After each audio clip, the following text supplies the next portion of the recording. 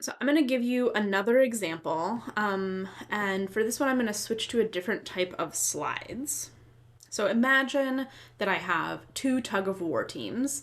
I have the blue shirt team and I have the pink shirt team. And I'm interested in knowing if there's a real difference in the heights of the people that are on the two teams.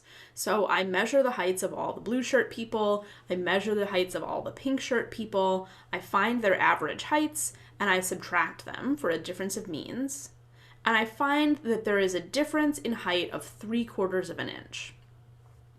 So that doesn't sound like a huge difference to me because I know about human heights and how much they vary, but I'm interested in what other reasonable height differences could we have observed, assuming that these are samples from some larger population, like that I've got a big team of blue shirts and of pink shirts, and I get to take a random sample of them. So again, some weird assumptions. So let's assume that I can't take repeated samples from a population, and instead I'm going to use the bootstrap procedure to try to give me a sample that is as if it had come from the larger population, but pulling myself up from the bootstraps of just that one sample. So here I have some data represented. I have the blue shirts, I've got the pink shirts, and then I've got their heights, 67 inches, 66 inches, 68 inches, 65 inches. What I'm going to do is I'm going to create a bootstrap sample by sampling with replacement from my original sample. And so here's what that might look like. So my first person, I randomly draw out that 66-inch tall person with the blue shirt. My second sample, ooh, I got the same person again. My third sample, I get this blue shirt person. Ooh, and then I get that person again. And then I get this person. And then we'll try it with the pinks. Okay, I got that person, and then that one, and then that one again, and then this one that you can't really see, and then that person a second time. So that's a bootstrap sample. It is similar to my original sample. It's the same size. I have the same number of observations. And some of the people might be repeated in here. So I have the person with the pink shirt who's 68 inches tall, who I see appearing twice in my data set. And some people don't appear at all. So the 63-inch tall person with the pink shirt doesn't appear at all. So now you can see my bootstrap sample has become my new sample. I don't have that 63-inch tall pink shirt person. And I can find the mean of the two groups, and I've written them there, and I can find the difference in means. And again, it's pretty close to 3/4 of an inch, 0.8 inches. And I could do that procedure many times. I could sample with replacement from my original data set, find the means, find the difference of means, and I could use that to build a bootstrap distribution. So here is what my bootstrap distribution would look like. And one thing to notice is that it is centered around my original sample statistic. It's a little bit hard to tell here. It's not centered right around 0. It's centered around 3/4 of an inch. And then this distribution shows me some other reasonable values I could have observed. And it looks like, just eyeballing, that I could have observed a difference of -3 inches to like +4 inches pretty easily. That would be the middle kind of 95% of my distribution, just eyeballing it and using the 95% rule. Now I'm back to my regular slides.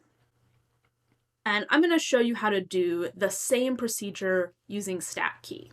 I'm now going to be looking in StatKey in the Bootstrap confidence intervals section in the center of the screen, and I have to pick the kind of parameter that I'm interested in doing inference about. So in this case, I'm interested in a difference of means. So I'm going to click on that one.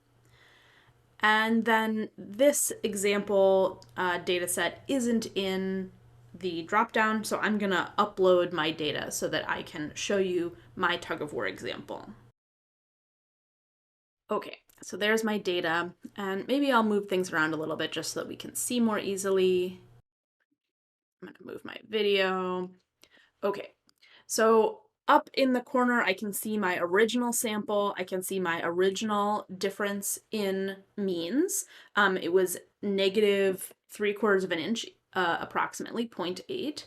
And I can do the same kind of thing that you've seen me do before, where I'm going to click Generate One Sample, and StatKey is going to take a sample with replacement from my original sample. So I'm going to click that.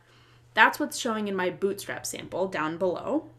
And it looks like I sampled one of the pink shirt people 3 times there. I'm seeing those 3 dots piled up.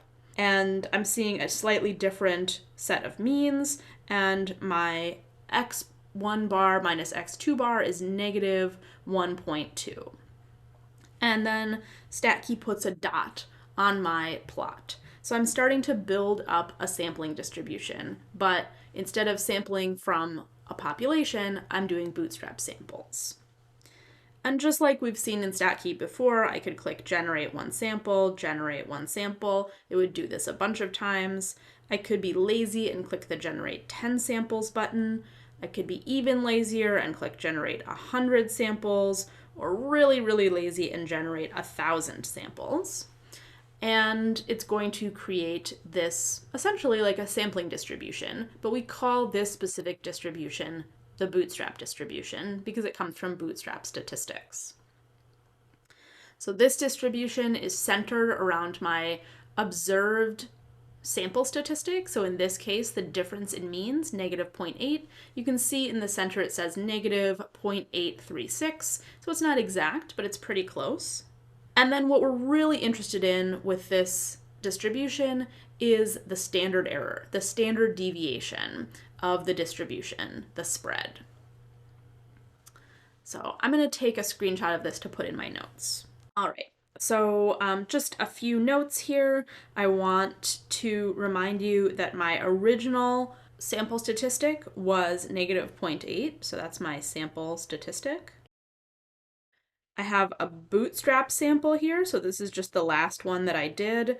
And I can see that there was one mean that was at 66 inches, another one that it was at 66.2 for an observed difference of means of 0.2. And so that's one of these dots, like maybe right here, just a little bit above 0. The distribution is centered around my sample statistic, and it shows me what are some other reasonable values I could have observed.